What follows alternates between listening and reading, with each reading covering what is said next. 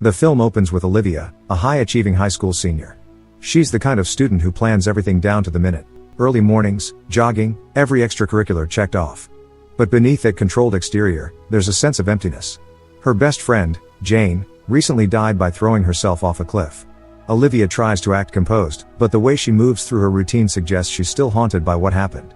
At school, Olivia opens her locker. A small photo of Jane and her other friend Izzy catches her eye. The three of them are smiling, carefree, and close, a glimpse into the friendship that once grounded her. Later, she makes her way to the principal's office. Olivia sits across from her, calm but impatient, asking about her Stanford application. The principal tries to reassure her, reminding her that she's been through a major loss and needs time to grieve, but Olivia doesn't want sympathy. She insists that she's fine and only wants to focus on her future. The principal tries to calm her down, but her desperation is clear. For her, getting into Stanford isn't just a goal, it's her way of proving that she still has control over her life. Later, Mr. Richardson, the debate coach, introduces a new student to the team, Camille, confident and well-spoken, with a charm that immediately draws attention. Olivia forces a smile but studies her closely. The new girl represents something Olivia can't handle: competition. That evening, at dinner with her parents, Olivia keeps up appearances. She tells them proudly that she and her debate team won the last tournament. Her parents beam with pride, telling her she's a natural and that Stanford would be lucky to have her. The next day at school, she checks her phone during a break and sees the email from Stanford.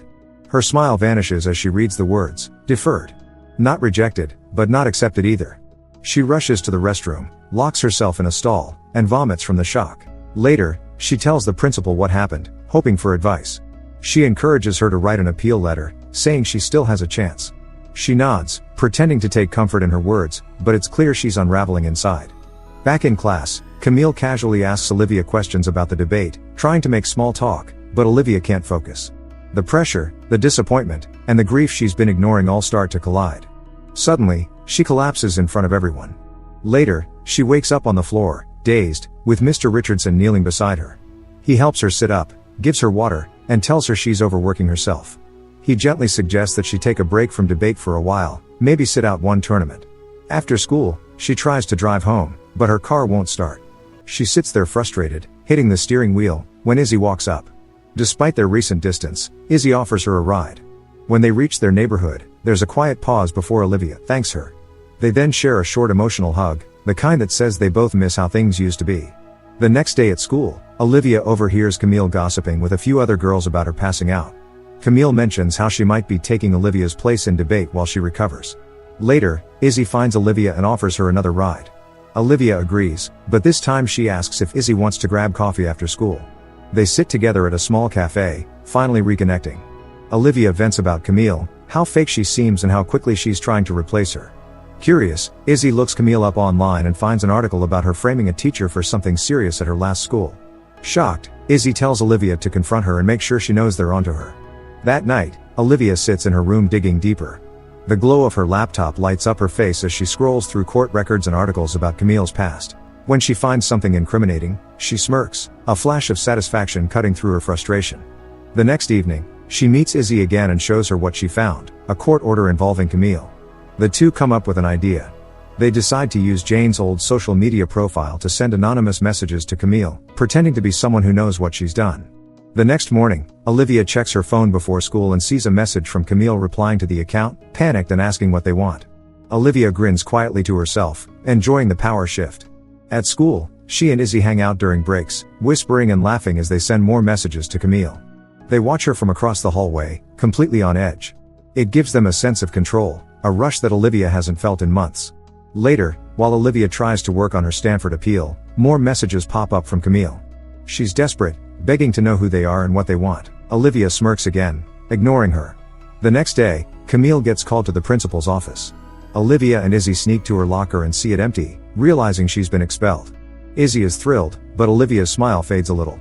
There's a flicker of guilt beneath the satisfaction. Later, Olivia goes to Mr. Richardson and asks if she can have her debate spot back. She assures him that she's doing better now, that her mental health is fine. He studies her for a moment, then says he'll think about it. That weekend, she and Izzy go shopping together. Izzy jokes and tries on outfits, but Olivia is distracted, glued to her phone. Eventually, she gets a new idea, to target someone else. She mentions their strict history teacher, Ms. West, who always gives them a hard time. The next day in class, Olivia sits quietly while Izzy, elsewhere in the building, begins to mess with Ms. West through Jane's account. Soon, Ms. West grows agitated during her lesson and demands everyone to close their laptops. When she tries to confiscate one from a student, she accidentally hits the girl in the face. Olivia films the whole thing, and by the end of the day, the video is viral. That afternoon, Izzy asks Olivia where she's applying for college. Olivia insists that Stanford is the only school she applied to. She's certain they'll take her. The conversation shifts as they raise their drinks in a small toast to Jane, the social media ghost they've turned into their weapon. The next morning, Olivia walks into school and sees Ms. West leaving the school's premises. She watches with a quiet, almost satisfied smile. Not long after, the vice principal addresses the class, warning that whoever is behind the Jane account will be found and punished. During lunch, Olivia and Izzy check the account, and they're stunned. Jane now has 10,000 followers. Excited by the attention, they start talking about their next post. Soon, they post a photo of a student who has an easy life at school, simply because of her parents' connections. During break, Olivia and Izzy notice a new post has gone up. They look at each other confused, as neither of them posted it. They decide then and there that they'll only use or post from Jane's account when they're together. The next morning, Olivia arrives at school and finds out Izzy's been accepted to Stanford. Everyone congratulates her, and Olivia forces a smile, trying to be happy for her, but it's clear the news cuts deep. Later that week, during another debate tournament, Olivia's team takes the stage, but her performance isn't sharp. Her mind drifts constantly to her Stanford status and the Jane account, and when the tournament ends, her team loses. That evening, Izzy shows up at Olivia's house holding a bottle, insisting they relax after the stress. The two pour drinks in Olivia's room, laughing as the tension between them fades. Izzy then suggests they go to a party. Olivia hesitates for a moment but agrees, deciding maybe she needs a break from the constant pressure. At the party, the atmosphere is wild and loud. Music blares, and everyone is lost in the chaos. For the first time in a while, Olivia loosens up. She and Izzy dance together and laugh, enjoying the temporary escape from their lives.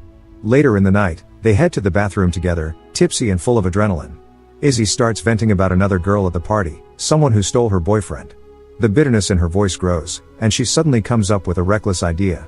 She suggests they put something in the girl's drink to mess with her reputation, to humiliate her in front of everyone. Olivia hesitates, unsure, but after a beat, she gives in. Together, they mix something into the drink and hand it to the girl, who happily takes it, unaware of what's inside. Soon, the girl starts acting overly energetic, wild and disoriented. Olivia and Izzy stand at a distance, laughing as they watch her stumble and dance out of control. Soon, they find the same girl they messed with earlier now lying on the floor, pale and unresponsive. Panic hits Olivia immediately. She looks around and sees Jane's ghost standing in the crowd, snapping photos of the girl. The next morning, Olivia wakes up to her phone vibrating nonstop. Her notifications are flooded. When she opens the Jane account, she sees the video of the girl from last night posted for everyone to see.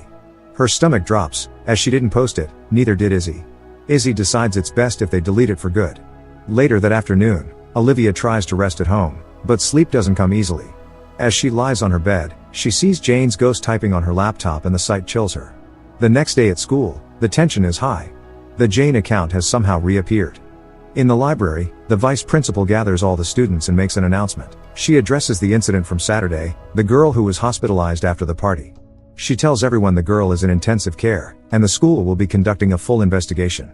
She warns that next week, every student will be called in for questioning. When it's Olivia's turn to be interrogated, she keeps her composure. She denies everything that could tie her to the Jane account. The vice principal eventually lets her go, but the weight of the lie follows her out the door. Later that day, Olivia suffers another breakdown. She starts seeing Jane's ghost everywhere and collapses again.